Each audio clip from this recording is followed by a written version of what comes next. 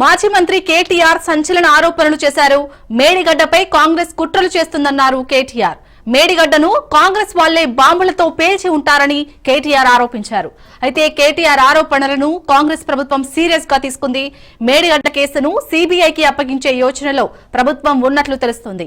ఇప్పటికే కాళేశ్వరంపై PC Ghosh commission విచారణ జరపగా సీబీఐకి ఇవ్వొచ్చా లేదా అన్నదానిపై ప్రభుత్వం సమాలోచనలో ఉన్నట్టు తెలుస్తోంది. రైట్, ఇక మేడిగడ్డపై ఇటు కేటీఆర్ చేసిన కామెంట్స్ కి సంబంధించి పూర్తి డీటెయిల్స్ మా ప్రతినిధి సైదులు అందిస్తారు. సైదులు, ఇటు సర్కార్ అయితే సీరియస్ గా తీసుకున్నట్టు తెలుస్తుంది. కేటీఆర్ కామెంట్స్ ని ఏ విధంగా చూడాలి? అప్డేట్స్ ఏంటి?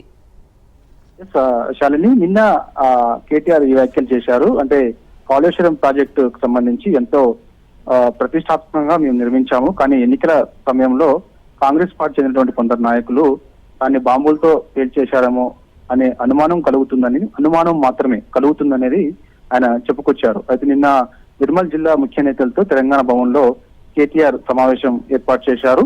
సో ఆ సందర్భంగా ఈ వ్యాఖ్యలు చేశారు. అయితే ఇప్పటికే కాళేశ్వరం ప్రాజెక్టు విషయంలో పెద్ద ఎత్తున అవకతవకలు జరిగాయని జస్టిస్ పీసీ ఘోష్ ఆధ్వర్యంలో ఒక కమిషన్ ఏర్పాటు చేసింది. ఈ కమిషన్ అప్పుడు కాళేశ్వరం ప్రాజెక్టులో ఇంజనీర్స్ ఎవరు ఉన్నారని దానిపైన విచారణ చేస్తుంది. దాదాపుగా విచారణ చివరి దశకు వచ్చింది.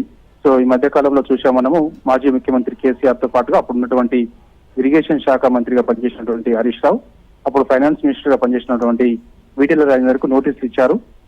కేసీఆర్ జూన్ 5వ తారీఖు విచారణకు హాజరు కావాలి, హరీష్ రావు 6వ తారీఖు విచారణకు హాజరు కావాలి, జూన్ 9న ఈటెల రాజేందర్ విచారణకు హాజరు కావాలి. అయితే ఇది విచారణకు సంబంధించి మరి ఏం జరుగుతుందో తెలియదు, కానీ ప్రస్తుతం అయితే మాత్రం కేటీఆర్ చేసినటువంటి వ్యాఖ్యలు అవి సంబంధించి ప్రభుత్వం సమాలోచనలు చేస్తుంది. అంటే కేటీఆర్ ఇటు కాంగ్రెస్ పార్టీ పైన చేసినటువంటి వ్యాఖ్యలు ఏవైతే ఉన్నాయో, అంటే మేడిగడ్డ ప్రాజెక్టును బాంబులతో పేల్చేశారు కాంగ్రెస్ పార్టీ నాయకులు అని కేటీఆర్ వ్యాఖ్యానించారు, అనుమానం వ్యక్తం చేస్తున్నారు. కాబట్టి సో ఆయన వ్యాఖ్యలని పట్ల కొంత సీరియస్ గా తీసుకొని ఇటు ఈ కేసుకు సంబంధించి మరోసారి, అంటే ఈ యొక్క మేడిగడ్డకు సంబంధించిన జరిగిన అవకతవకలకు సంబంధించి, కేసు కాదు అవకతవకలకు సంబంధించి ఇది సిబిఐకి అప్పగిస్తే బాగుంటుందా అని కొందరు కాంగ్రెస్ పార్టీ చెందినటువంటి పెద్దలందరూ కూడా సమాలోచనలు చేస్తున్నట్టు కూడా మనకైతే తెలుస్తుంది. మరి ప్రస్తుతం అయితే మరి కమిషన్ ఉంది. కమిషన్ అయితే కాళేశ్వరం ప్రాజెక్టు సంబంధించి అనేక మంది ఇంజనీర్స్ విచారణ చేసింది.